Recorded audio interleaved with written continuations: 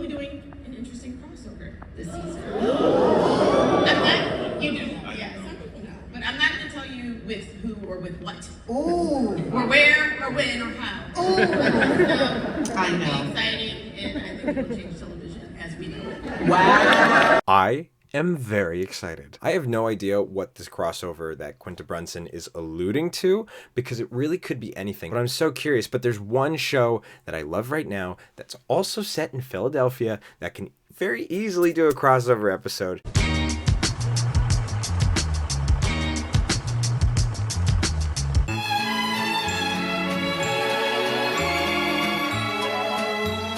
Hi, I'm Zach, I'm a writer, and if you or anybody else you know is associated to any of these television shows, or maybe other television shows or movies or production companies or anything who's it what's it, and you like what you see here today, just know that I'll send you my resume faster than you can say thank you very much, but we're going in a different direction. Anyways, the moment that we've all been waiting for, a crossover event between two of the hottest television shows in comedy right now. Stop it! You're not a comedy! I am such a huge fan of Abbott Elementary and It's Always Sunny in Philadelphia, and the idea of a crossover episode was fun at first, but then Quinta Brunson is teasing me at San Diego Comic-Con, and now I'm like, oh my god, this could be real! I'm going to be pitching one episode for this video, although I should mention I believe this crossover would work best with two. One for Abbott Elementary and one for It's Always Sunny in Philadelphia. I'm sticking with one because I came up with one episode idea I really enjoyed and I didn't want to try to spread that out over the course of two episodes, and I think this idea shows off both shows fairly well. That said, I'd love to know your ideas down in the comments and see what else can happen between these two incredible shows. I'm going to be going over general story points. If I were to write a script for this, which I absolutely can, I'd be more specific, of course. But for the sake of this video, I'm just going to be glazing over the general points. Also, for the purposes of this video, it needs to be mentioned that both of these shows have a very specific filming style. It's Always Sunny in Philadelphia being a conventional single-cam sitcom, and Abbott Elementary being a single-cam mockumentary. This episode would go in and out of this style. Basically, whenever we are in Abbott Elementary, the location, we will be filmed like Abbott Elementary. And when we're focusing on the Sunny crew or in Patty's Pub, we will be filmed like It's Always Sunny in Philadelphia,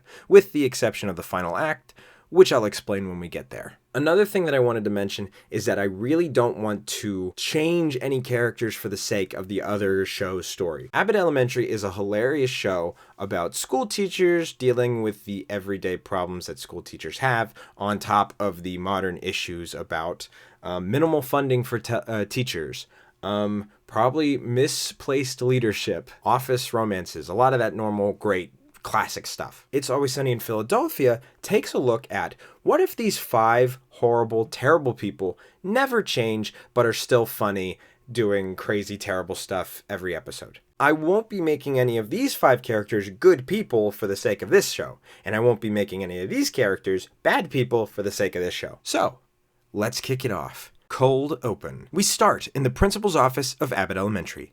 Ava is looking for a cheap place to host tonight's teacher's retreat, which she left to the last minute, of course. And what place is she calling exactly? I got an investment idea that I'd love to pitch you guys if I... Patty's. The deal is made, and Frank tells the guys about his exciting new business venture. Charlie thinks he needs to prove himself as an intellectual tonight, as he's going to be amongst scholars. And Dennis and Max see the potential of becoming a party planning business. This is where we see the return of 2 classic Sunny alter egos. Hi, I'm Hugh Honey. How you doing? Good. This is my associate Vic Vinegar. Hi. Over at Abbott, Ava walks into the teacher's lounge, enjoying their usual morning antics, and announces the retreat. The teachers are interested enough, but never mind that now.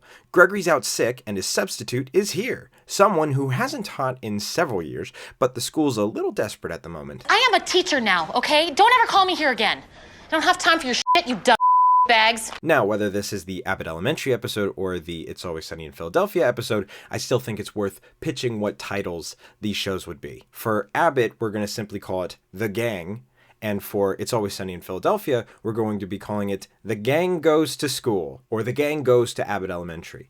I mean, we like that brand recognition, don't we? We move into Act 1. We kick off with Dee trying to teach her first class. Janine thinks Dee is not fit to teach, but Barbara, Melissa, and Jacob give her a shot as they've completely misread the situation, thinking that Dee has a passion for teaching. As the story goes on, Dee's going to be trying her best to be the star on camera, as she desperately wants to be an actor, and Abbott Elementary has a camera crew walking around. As we said, Instead, Dee is filling in for Gregory, who, throughout this episode, is sick at home, reminiscent of Janine's sick day episode.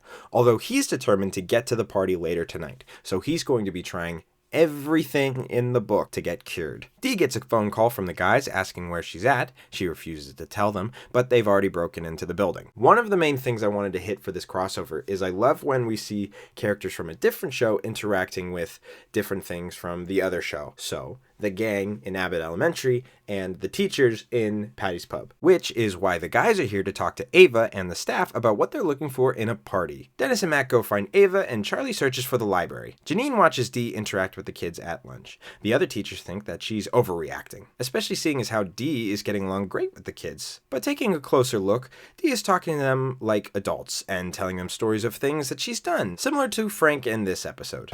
Once I pooped in the bed. I blamed it on him. One time the guys got hooked on crack. It was really crazy. Well, they found a baby in a dumpster. They wanted to make some money with the baby, but nobody would buy the baby because it was white. They sort of had to turn it brown. We were fighting over the sword, and just about when we were about to hit each other with the sword, social services came in. We thought we were killing the baby. Janine calls Gregory to tell him what's going on, but he's been trying to get better using the very bad ideas he's had all day, so he's practically drunk. The teachers tell Janine not to worry, but Janine is determined to look into Dee using her friends at the school district. Act 2. Charlie comes across Mr. Johnson and asks him where the library is. They bond over their respective cleaning operations, but Mr. Johnson quickly realizes Charlie's a little bit more unconventional. Something straight out of Karate Kid, Charlie asks Mr. Johnson to teach him the correct ways of janitorial service, and Mr. Johnson agrees. Dennis and Mac, as Vic and Hugh, meet Ava in her office to talk about the party, but it devolves into Dennis hitting on Ava. Funny enough, Ava's actually really into Mac instead, which pisses off Dennis, and Mac is actually not against it. Dennis drags Mac away out of anger. At the end of the school day, Janine finds out about Dee's time in the other school in Dee Reynolds, Shaping America's Youth, where she's revealed to not even have a valid teaching license. This, including a long list of misdemeanors and things the kids say about Dee, causes all of the teachers to now be on Janine's side. They inform Dee that she can't teach at Abbott anymore, which drives Dee insane, and she locks herself in a classroom out of anger. Dennis and Mac return to the bar, of course forgetting Charlie, and come back to find Frank has flooded the place. They freak out, but just then, Ava arrives. She comes looking for Mac, but also comes across her future party spot in disarray. Ava and Frank make a deal to fix up the place together with the help of Mac and Dennis. Back at the school, Charlie finishes his crash course with Mr. Johnson, having helped him clean all of the places Mr. Johnson did not want to clean. Charlie was dumb enough to want to do them. He comes across the situation with the teachers and Dee in the classroom, and Charlie comes to the rescue and legitimately just drags Dee out of the building. And now it's the party. At this party, all of our characters have moments together that I think would be funny, such as Melissa and Frank possibly knowing each other through unsaid mob connections, or maybe Jacob knowing Mac from some gay bars where Mac is way too forward. Small, awesome connections like that we just love to watch as an audience. It's also important to mention that this is the first time the camera crew that was filming at Abbott Elementary is in universe has come to Patty's Pub. Frank sees this and drags the gang into the back room, telling them to get rid of the Abbott crew immediately because Frank has a lot of felony crimes around the bar and does not need a camera crew snooping around. This act ends with Frank in a talking head accidentally revealing some major crimes to the camera. Allegedly. Act 3. A significant portion of Act 3 is the gang trying to politely get rid of the Abbott Elementary camera crew while also prioritizing themselves over everything, because that is the kind of people that we follow in It's Always Sunny in Philadelphia. Dee still wants to be a star, Dennis is hitting on Ava, but now she's not even interested in Mac, and Charlie kind of becomes friends with everybody. This all comes to a head when Gregory finally shows up, NyQuil'd out of his freaking mind. So much so that he faints. The gang tries to get Gregory out because they can't have another person die in the bar, which causes a scuffle, where the gang eventually just kicks everyone out, ending the party for good. The next day, all the students at Abbott Elementary miss how cool Dee was, like when she drank 5 beers in one lesson plan. But the teachers are happy she's gone, and Janine is very happy to have Gregory back. And we end the episode with the gang at Patty's, happy that they're gone too. I would have Dennis end the episode saying something like, "I hope we never see those guys again." But I want to be very clear about something. This literally means nothing to me.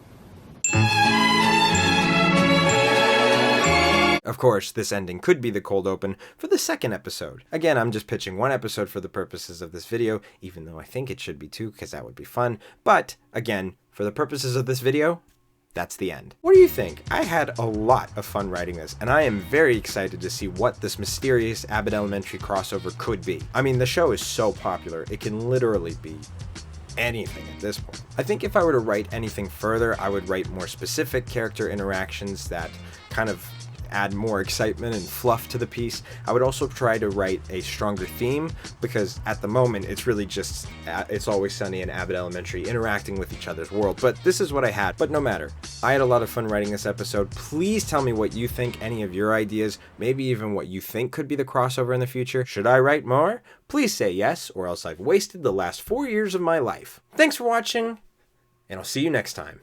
How annoying could one kid be?